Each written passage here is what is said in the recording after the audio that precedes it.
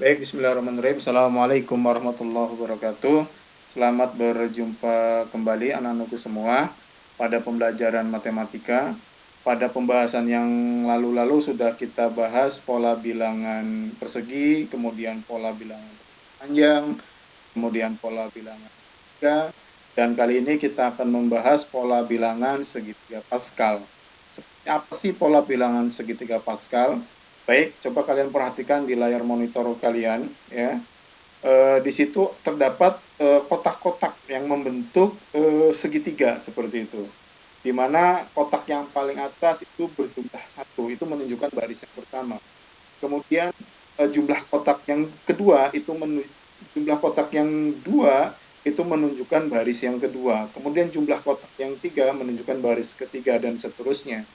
Kemudian angka 1 yang terdapat pada baris pertama dan kedua ini menunjukkan angka-angka rumus semacam seperti itu, di mana nanti pada pola yang ketiga akan berbeda karena baris yang ketiga pada deretan kotak yang nomor 2 itu menunjukkan jumlah atau penjumlahan dari baris yang kedua yang terdapat 2 kotak, yaitu 1 ditambahkan 1. Kemudian pada baris yang keempat, di mana samping kiri dan kanan tetap dimasukkan rumus 1, yaitu kiri dan kanan. Kotak paling kiri diberikan angka 1, kotak yang paling kanan diberikan angka 1. Itu coba kita perhatikan pada baris yang keempat. Kemudian angka 3 itu terdapat pada baris yang keempat. Kotak yang kedua itu didapatkan dari baris yang ketiga, di mana dijumlahkan angka 1 ditambahkan dengan angka 2. Kemudian kotak sebelah kanan dari kotak yang nomor 2 itu pun sama penjumlahan dari baris yang ketiga. Kotak nomor 2 ditambahkan kotak nomor 1 dan seterusnya dengan pola yang sama sehingga terbentuklah pola bilangan segitiga Pascal. Itulah cara menemukan bagaimana membentuk segitiga Pascal.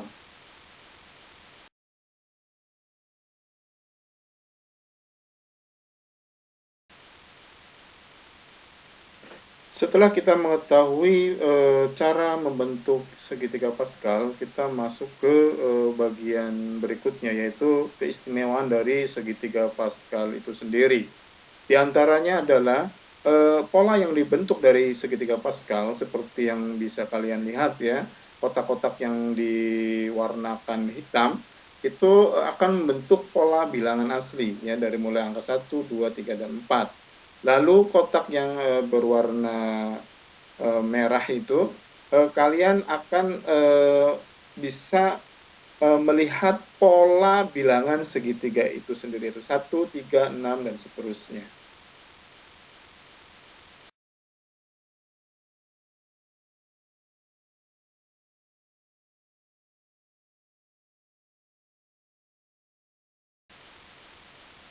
Bilangan-bilangan yang terdapat pada pola bilangan Pascal, segitiga Pascal pada suku 2 itu sudah menunjukkan koefisiennya itu sendiri. Contoh misalnya suku 2 pada A plus B yang dipangkatkan 1 itu sama dengan A plus B, di mana koefisien A itu 1 dan koefisien B itu 1. Lalu koefisien yang dibentuk pada pola ini adalah 1 dan 1. Ini sesuai dengan pola bilangan baris yang kedua. Kemudian contoh berikutnya, suku 2 yang dipangkatkan 2, misalnya A plus B dipangkatkan 2, itu hasilnya sama dengan A pangkat 2 ditambah 2AB plus B pangkat 2, di mana koefisien yang dibentuk adalah 1, 2, dan 1. Ini sesuai dengan pola pada baris yang ketiga pada segitiga Pascal, dan jumlah pola yang terdapat pada masing-masing itu menunjukkan banyaknya himpunan bagian. Contoh misalnya himpunan bagian dari A itu apa? Himpunan bagian dari A adalah himpunan bagian yang kosong dengan himpunan bagian A itu sendiri. Jadi menunjukkan bahwa himpunan bagian dari A itu ada 2, yaitu bagian kosong dan bagian A itu sendiri, sehingga terbentuklah pola pada segitiga Pascal 1 ditambah 1 sama dengan 2. Lalu contoh himpunan bagian dari A, B itu dihasilkan adalah himpunan bagian kosong, ya, himpunan bagian kosong, kemudian himpunan bagian A, kemudian himpunan bagian B, lalu himpunan bagian AB. Banyaknya himpunan bagian ini adalah 4, sesuai dengan baris yang ketiga, yaitu pola yang dibentuk adalah 1 plus 2 plus 1 sama dengan 4.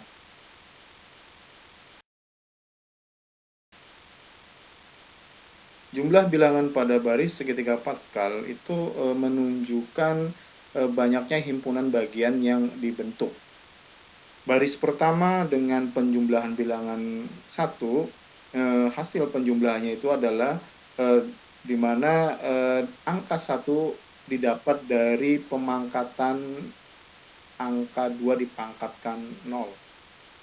Lalu baris yang kedua dengan pola 1 plus 1 itu didapat dari pemangkatan 2 dipangkatkan 1. Kemudian baris yang ketiga dengan pola 1, 2, 1 atau 1 plus 2 plus 1 ini didapatkan dari pemangkatan 2 dipangkatkan 2. Kemudian baris yang keempat yang membentuk pola 1, 3, 3, 1 ini didapatkan dari pemangkatan 2 pangkat N atau 2 pangkat 3. Kemudian baris yang kelima polanya sama.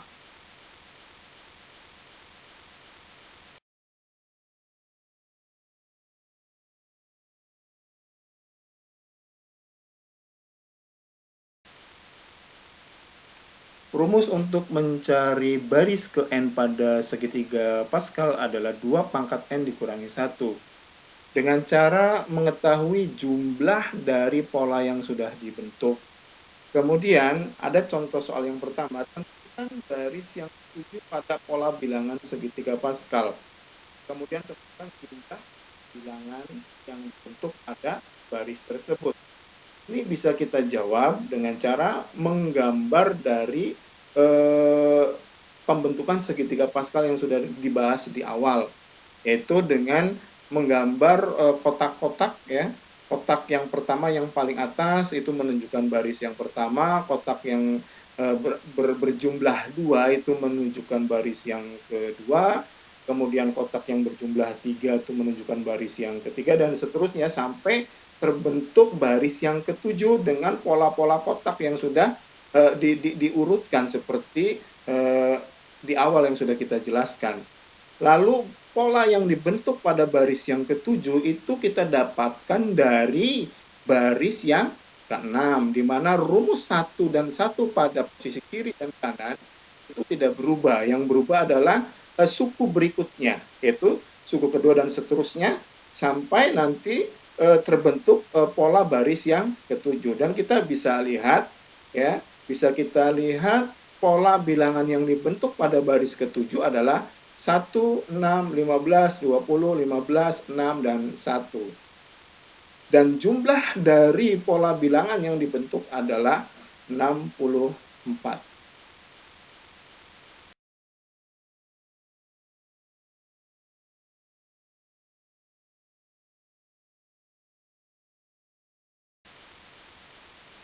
Contoh soal berikutnya.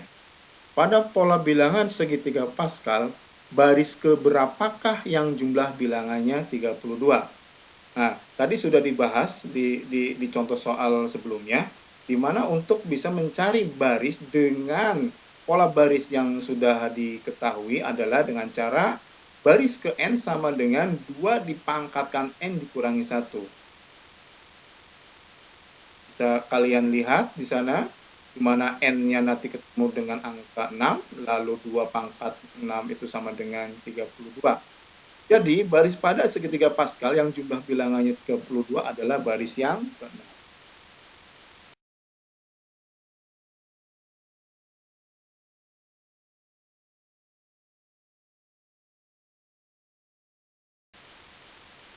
Baik, kali ini kita akan memanfaatkan segitiga Pascal dalam menentukan banyaknya himpunan-himpunan bagian yang dibentuk pada operasi aljabar.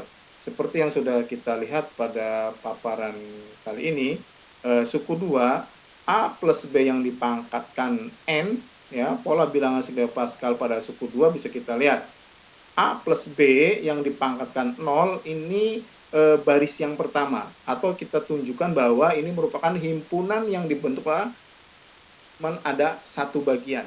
Kemudian baris yang kedua dengan pemangkatan suku 2A plus B pangkat 1, ya ini pada baris yang kedua, ini menunjukkan himpunan bagian yang dibentuk adalah 2. Kemudian pada baris yang ketiga dengan suku 2 yang dipangkatkan 2, maka himpunan bagian yang dibentuk adalah 4.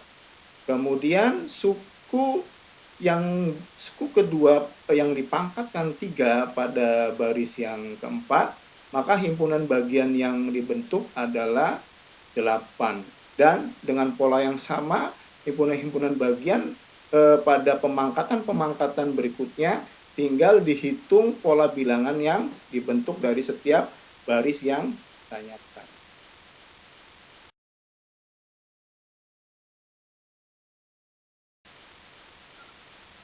Contoh soal berikutnya terkait dengan pemangkatan suku 2, ya, atau operasi aljabar pada suku 2 dengan pangkat N, ya, kita harus bisa mengetahui pola-pola yang dibentuk dari operasi aljabar tersebut dengan melihat pangkat N-nya itu sendiri. Seandainya pangkat N-nya itu sama dengan 3, ya, berarti baris yang adalah baris atau pola baris yang berada pada posisi yang keempat.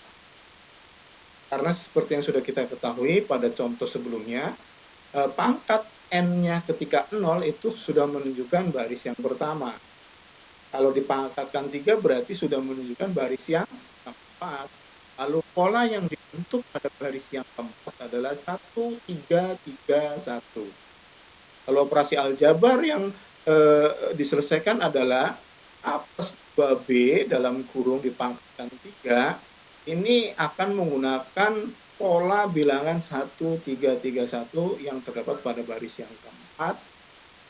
1 dalam kurung A pangkat 3 ditambahkan 3A pangkat 2 dalam kurung, kemudian dalam kurung 2B ditambahkan 3 dikali A dalam kurung dikalikan 2B dalam kurung pangkat 2 ditambahkan 1 dalam kurung 2B pangkat 3. Coba kalian perhatikan dari masing-masing variabel A dan B yang dipangkatkan. Bagian A yang dipangkatkan 3 pada suku yang pertama maka akan berkurang pada suku keduanya. Ya. Kalau pada suku pertama A pangkat 3 maka suku keduanya A menjadi pangkat 2 dan suku berikutnya A menjadi pangkat 1. Sebaliknya B, 2B yang kalian bisa lihat pada pola suku yang kedua dipangkatkan 1 akan berubah pada suku yang ketiga dengan dipangkatkan 2 dan suku yang ketiganya dipangkatkan 3. Ya, bisa kalian perhatikan di situ dan kalian bisa meneruskan dari operasi aljabar ini. Baik, anak-anak semua, alhamdulillah kita sudah membahas pola bilangan segitiga Pascal, dan untuk menguatkan teori yang sudah disampaikan, silakan kalian kerjakan latihan 3 nomor 4 bagian B, kemudian nomor 7 A dan B pada halaman 17. Selamat mengerjakan dan sukses. Terima kasih. Assalamualaikum warahmatullahi wabarakatuh.